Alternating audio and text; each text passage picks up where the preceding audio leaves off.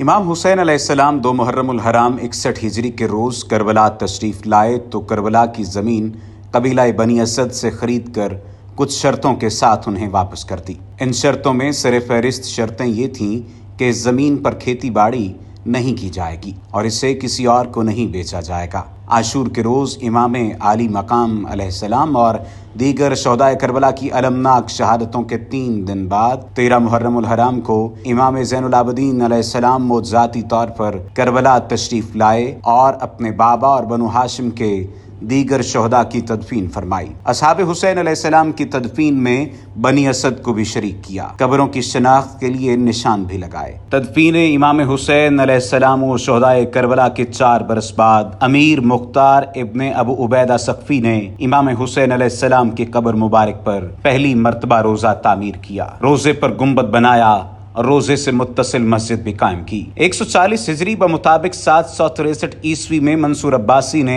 آل علی علیہ السلام کی دشمنی میں امیر مختار کے تعمیر کردہ روزے کا گنبد اور مسجد شہید کروا دی۔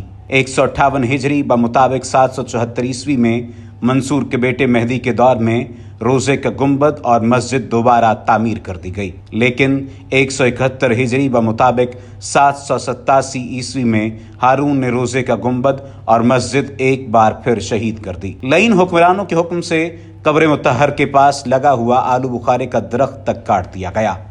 ہارون کے بیٹے امین نے 193 ہجری بمطابق 808 عیسوی میں روزے کا گنبد اور مسجد دوبارہ تعمیر کروائی، لیکن 42 برس بعد 236 ہجری بمطابق 15 عیسوی میں متوکل عباسی نے دشمنی اہل بیت میں روزے کا گنبد اور مسجد ایک بار پھر شہید کر دی۔ قبر مطہر اور آس پاس کے علاقے کو کھودنے کا حکم بھی دے دیا، لیکن متوکل کے واصل جہنم ہونے کے کچھ سال بعد مومنین نے روزہ مبارک کو دوبارہ تعمیر کر لیا۔ تاہم دشمنان اہل بیت علیہم السلام بار بار اس روزے کو شہید کرنے کی کوششیں کرتے رہے۔ 369 ہجری بمطابق 977 عیسوی میں آل بویا نامی کے ایرانی النسل شیعہ حکمرانوں نے ٹیک کی لکڑی سے ذریح کی تعمیر شروع کر دی۔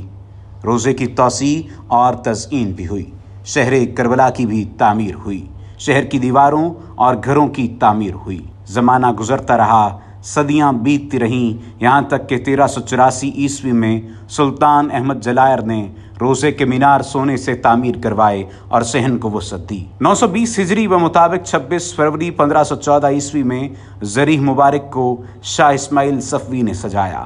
ذریح کی سجاوٹ کے اس کام میں شاہ عباس صفوی نے بھی کاشی کے ٹائل اور تانبے کے ہدیے سے حصہ ڈالا۔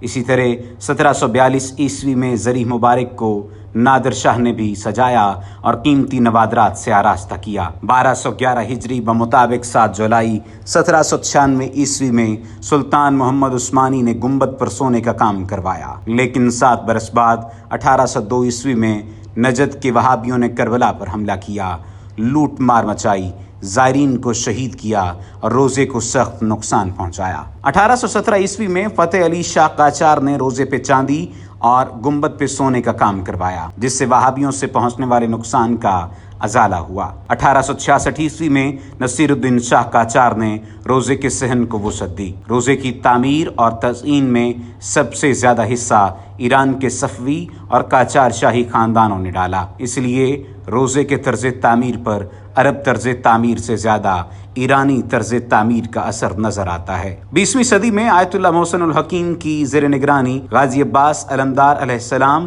اور مولا حسین علیہ السلام کے روزے کے درمیان موجود دکانوں اور مکانوں کو خرید کر گرانے اور بین الحرمین کے نام سے 450 میٹر کا ایک وسیع صحن بنا کر دونوں روزوں کو ملانے کا کام شروع ہوا۔ یوں یہ مقدس مقامات اس دل نشین صورت میں زائرین کو میسر آئے جس شکل میں وہ آج ہمیں نظر آتے ہیں۔